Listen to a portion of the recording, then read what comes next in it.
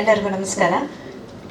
ಈ ದಿನ ವಿದ್ಯಾರ್ಥಿನಿಯರ ಒಂದು ಈ ಚಿತ್ರದ ಲಾಂಚಿಂಗನ್ನು ಇಟ್ಕೊಂಡಿದ್ದಾರೆ ಇವತ್ತು. ತುಂಬ ಖುಷಿ ಆಯಿತು ನನಗೆ. ಯಾಕೆಂದರೆ ನಮ್ಮ ಅರುಣ್ ಅವರು ವಿಜಯ ಫಿಲಮ್ ಇನ್ಸ್ಟಿಟ್ಯೂಟಲ್ಲಿ ಸ್ಟೂಡೆಂಟ್ ಆಗಿದ್ದರು. ಆಗ ನಾನು ಪ್ರಿನ್ಸಿಪಲ್ ಆಗಿದ್ದೆ ಅಲ್ಲಿ. ಸೊ ನನ್ನ ಸ್ಟೂಡೆಂಟ್ ಇಷ್ಟು ದೊಡ್ಡದಾಗಿ ಬೆಳೆದು ನಿಂತಿರೋದು ನನಗೆ ತುಂಬ ಖುಷಿ ಆಗ್ತಾ ಇದೆ.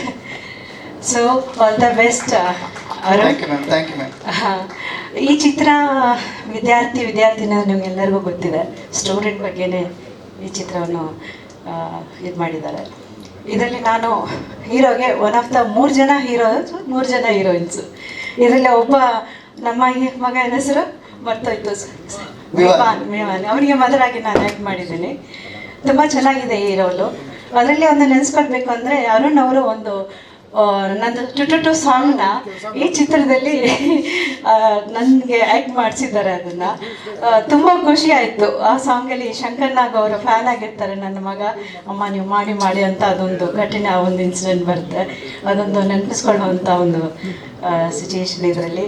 ಚಿತ್ರದಲ್ಲಿ ಎಲ್ಲ ಕಲಾವಿದರು ಇದ್ದಾರೆ. ನಮ್ಮ ಪುರಾಣಿಕ್ ಅವರು ಹಾಗೂ ಪ್ರಶಾಂತ್ ಸರ್ ಅವರು, ಬಹಳಷ್ಟು ಆರ್ಟಿಸ್ಟ್ಗಳಿದ್ದಾರೆ.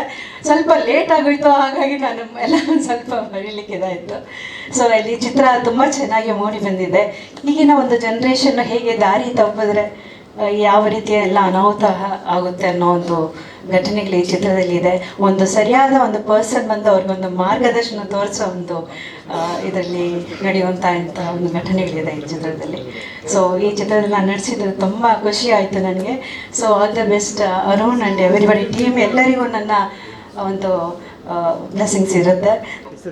ಇಂಪಾರ್ಟೆಂಟ್ ವ್ಯಕ್ತಿ ಯಾರು ಅಂತ ಹೇಳ್ಬೋದಲ್ಲ, ಅವರೇ ಚಂದನ್ ಶೆಟ್ಟಿ ಅವರು. ಈ ಒಂದು ವ್ಯಕ್ತಿ ಬಂದು ಎಲ್ಲ ಒಂದು ಈ ಚಿತ್ರದಲ್ಲಿ ಎಲ್ಲ ಒಂದು ಸಾಲ್ವ್ ಮಾಡೋವಂಥ ಕ್ಯಾರೆಕ್ಟರ್ ಅವ್ರದ್ದು. ಅವ್ರಿಗೊಂದು ಒಳ್ಳೆಯ ಮಾರ್ಗದರ್ಶನವನ್ನು ಕೊಟ್ಟು ಅವ್ರನ್ನ ಸರಿ ಮಾಡಲ್ಲ, ವಿದ್ಯಾರ್ಥಿ ಸರಿ ಮಾಡ್ತಾರವಲ್ಲ, ತುಂಬ ಚೆನ್ನಾಗಿ ಮಾಡಿದ್ದಾರೆ. ಅವರಿಗೆ ನಾನು ಫ್ಯಾನ್ ಕೂಡ. ತುಂಬ ಚೆನ್ನಾಗಿ ಆಡ್ತಾರೆ.